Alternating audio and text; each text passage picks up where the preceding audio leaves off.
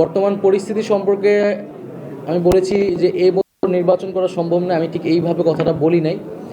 আমি বলেছিলাম যে এখন দেশের যে আইন শৃঙ্খলার পরিস্থিতি, সেই পরিস্থিতিটা পুলিশ যেরকম নাজুক অবস্থায় আছে, এইরকম নাজুক অবস্থায় নির্বাচন করাটা অনেক বেশি কঠিন হবে। এবং এই পুলিশ প্রশাসনের কিন্তু একটা সুষ্ঠু নির্বাচন করার অভিজ্ঞতা দীর্ঘদিনের নেই, তাদের সক্ষমতা পরীক্ষা হয় না দীর্ঘদিন ধরে। সেই জায়গা থেকে আমি বলেছি যে আমাদেরকে অবশ্যই নির্বাচনের আগে এই যে পুলিশিং ব্যবস্থা আছে, আইন শৃঙ্খলার যে পরিস্থিতি আছে, সেটাকে অবশ্যই উন্নত করতে হবে এবং সেটার জন্য সরকারের পাশাপাশি রাজনৈতিক দলগুলো তাদেরকেও এগিয়ে আসতে হবে এবং সহযোগিতা করতে হবে। এবং নির্বাচন যে কোনো সময়ের জন্য, নির্বাচনের জন্য নাগরিক পার্টি মানসিকতা এবং প্রস্তুতি রয়েছে। এবং আমরা নির্বাচন সামনে বলেছি যে আমরা আমাদের জায়গা থেকে গণপরিষদ নির্বাচন দেখতে চাই জাতীয় সংসদের পাশাপাশি।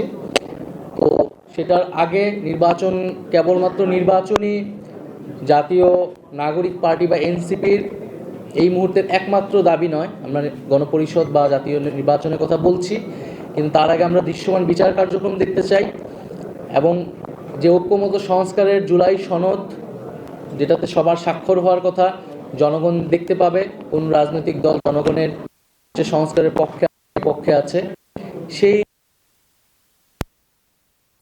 হিসেবে দেখতে চাই। যে জুলাই ঘোষণাপত্রর কথা উঠেছিল ছাত্রদের পক্ষ থেকে, সেটি আমরা বাস্তবায়ন দেখতে চাই।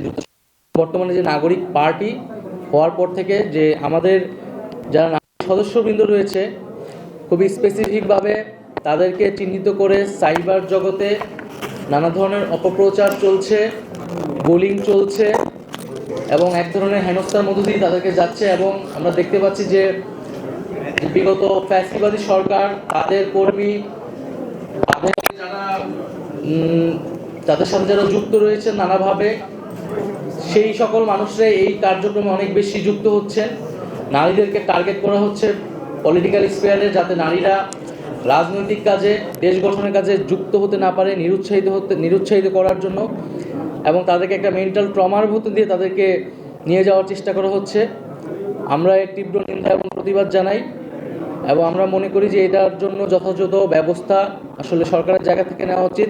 সামাজিকভাবে আমাদের এই সকল নারী, যে কোনো রাজনৈতিক দলে যারা ফ্যাসিবাদের বিপক্ষে ছিল, তাদের পক্ষে আমাদের জোরালো কণ্ঠস্বর রেইজ করা উচিত এবং তাদের পক্ষে অবস্থান নেওয়া উচিত।